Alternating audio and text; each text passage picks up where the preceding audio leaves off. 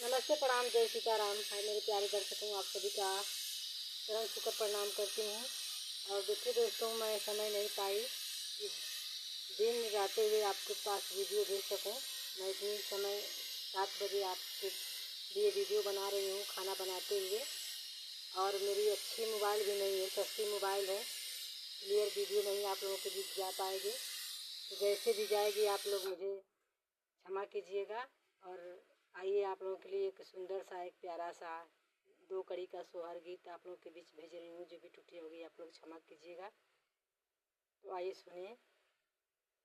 कहवा में जन्मे कन्हैया, त कहवा में राम जन्मे हो।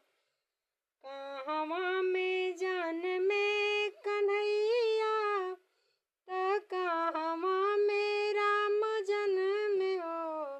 ओ मोरे राम कहवा में जन्मे हनुमान, बधैया बाजे तीनों घर हो। ओ मोरे राम कहवा में जन्मे हनुमान, बधैया बाजे तीनों घर हो।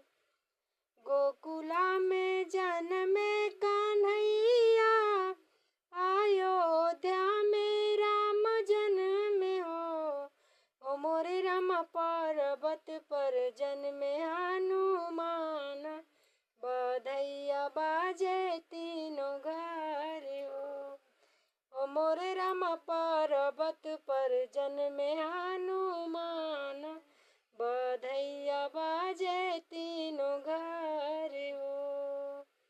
नमस्ते, प्रणाम, जय सीताराम। फिर मिलते हैं आप लोगों से नेक्स्ट वीडियो में।